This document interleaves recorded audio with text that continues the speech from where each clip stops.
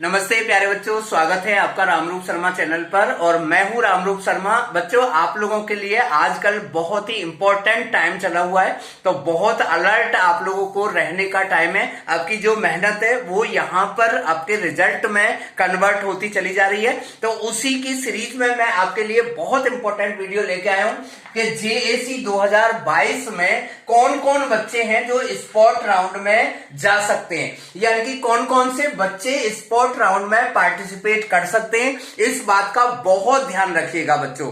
Sport round में जाने का सबसे पहले बात मैं आपको बताऊं कि आपकी जो ब्रांच है वो आपकी अच्छी ब्रांच मिलने के पूरे चांस यहां पर बन रहे हैं, जो कि राउंड में बहुत बड़ा डिफरेंस नजर नहीं आ रहा है। अब कौन कौन जा सकते हैं इस बात का जरूर ध्यान रखिएगा।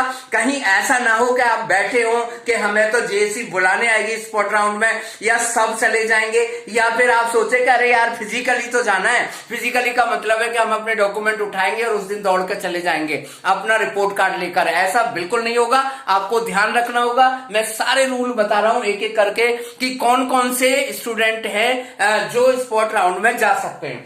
सबसे पहला देखिए बच्चों, वो जो जेएसी में ऑलरेडी है, यानी कि वो ही बच्चे स्पोर्ट राउंड में पार्टिसिपेट कर सकते हैं जिन्होंने अपना रजिस्ट्रेशन किया था। सबसे पहली बात, वो सभी नहीं, वो ही बच्चे पार्टिसिपेट कर सकते हैं जिन्होंने रजिस्ट्रेशन किया था, यानी कि रजिस्टर्ड कैंडिडेट ही पार्टिसिपेशन कर सकते हैं। दूसरी बात, जिसको किसी भी राउंड में सीट नहीं मिली है, यानी कि ना तो आपको पहले राउंड में सीट मिली है, ना दूसरे राउंड में सीट मिली है, ना तीसरे राउंड में सीट मिली है, ना चौथे राउंड में सीट मिली है, यानी कि केवल और केवल वो कैंडिडेट भी कर सकते हैं पार्टिसिपेट जिनको कोई सीट नहीं मिली है। तो उन्हें इस बात की चिंता बिल्कुल नहीं करनी है कि हमने फीस नहीं भरी, या उन्हें इस बात की चिंता बिल्कुल नहीं करनी है कि हमने डॉक्यूमेंट वेरीफाई नहीं कराए, यानी कि फिजिकल रिपोर्टिंग नहीं की।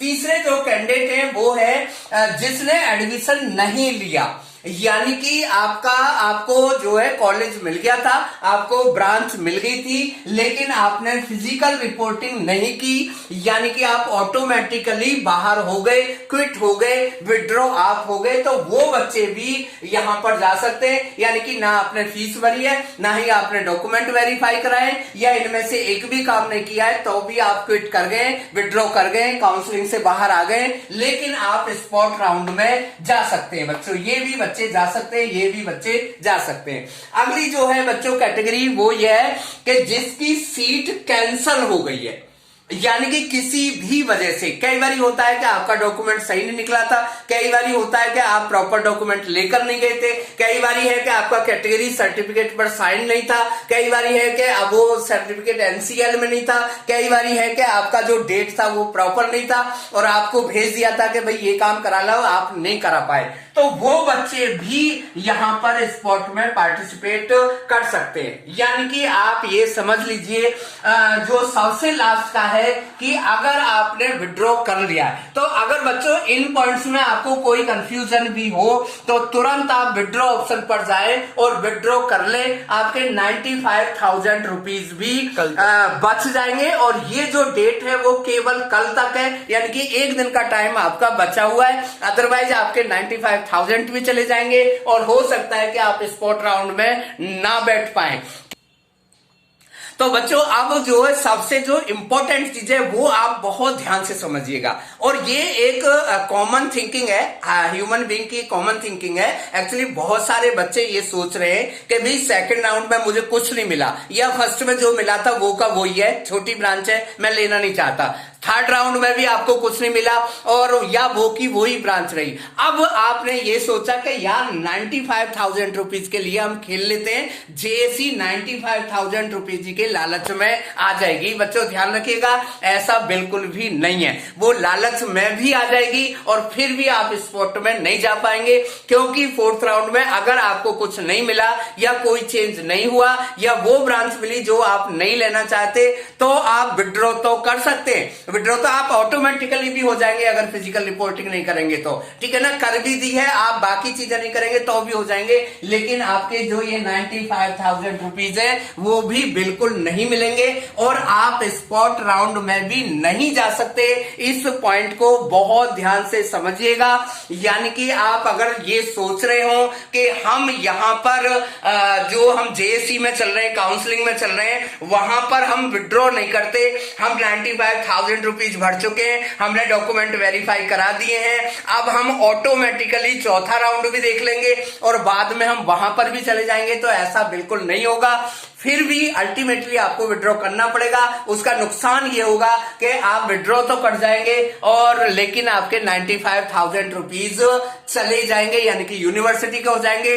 बहुत क्लियरली शब्दों में आप समझिएगा कि आप केवल और केवल स्पॉट राउंड में तभी जा सकते हैं जब आपने विड्रॉ किया हो या आपको किसी भी राउंड में कोई भी सीट नहीं मिली हो, तब आप इस केस में आएंगे, अदरवाइज आपको इस केस में नहीं आया जाएगा। इसमें बिल्कुल भी कंफ्यूज मत होइएगा कि हम 95,000 रुपीज देके चौथा राउंड भी देख लेते हैं, ऑटोमेटिकली फिर हम बाद में सब कर लेंगे और हमारे पैसे भी वहां पर एडजस्ट हो जाएंगे, ऐसा बिल्कुल भी नहीं होगा। इसी पर्पज से मैंने ये वीडियो आप लोगों के लिए बनाई है।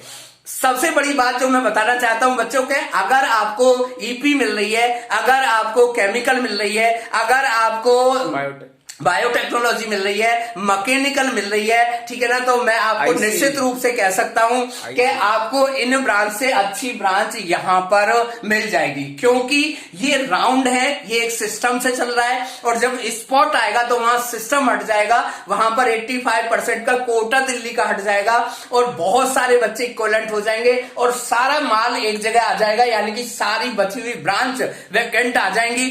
एक दिन पहले आपको बता दिया जाएगा कि ये ब्रांच है, अब आप ये भर दीजिए और फटाफट से कल आ जाइए। इसकी जो डेट है वो है 2 नवंबर, 3 नवंबर एंड 4 नवंबर। जब आप विड्रॉ कर लेंगे तो आपको बता दिया जाएगा कि कौन सी कैटेगरी कहां पर और किस डेट में आना होगा। मेरी आपको सबको शुभकामनाएं। इस बात को बहुत अच्छे तरीके से समझ लें, तब तो फायदा होगा। कहीं ऐसा ना हो कि आप ये बात भी ना समझ पाए और साथ ही साथ आप इस भरोसे में बैठे रहे कि हम स्पॉट में चले जाएंगे, अभी हम फ्रीज नहीं कर रहे हैं, हम फ्रीज नहीं करेंगे तो हम एडमिशन लिया हुआ नहीं माना जाएगा, पैसे हमने दिए हुए तो इन्हें हमें लालच में एडमिशन स्पॉट में देना पड़ेगा, ऐसा बिल्कुल भी नहीं होगा। मेरे पॉइंट को बहुत अच्छे तरीके से समझिएगा, आपके फायदे के लिए वीडियो बना रहा हूं और जल्दी से जल्दी अगर आपको जाना है स्पॉट राउंड में तो आप विड्रॉ जरूर करिए, या फिर आप चाहते हैं कि आपको अच्छी ब्रांच मिल जाए। मैं आपको एक सिंपल एग्जांपल देता हूं कि अगर एनएसयूटी में आप बीटी पर अटके हुए हैं या फिर आप बहुत छोटी ब्रांच पर रुके हुए हैं तो ऐसा पॉसिबल है कि आपको स्पॉट में अच्छी ब्रांच मिल जाए, डबल ही भी मिल सकती है, लेकिन ऐसा पॉसिबल नहीं है कि राउंड 4 में एक साथ बायोटेक्नोलॉजी से आप डबल ई पर पहुंच जाएंगे या ईसी पर पहुंच जाएंगे। ऐसा पॉसिबल केवल और केवल स्पॉट में। ये अलग बात है कि ये अभी तक बिल्कुल भी नहीं पता है कि कौन कौन सी सीट बची हुई है, वो ठीक एक दिन पहले ही पता लगेगा। Thank you so much and all the very best. Take care बच्चों। चैनल को सब्सक्राइब करते रहिएगा, मैं इसी तरीके से आपकी हेल्प करता रहूंगा।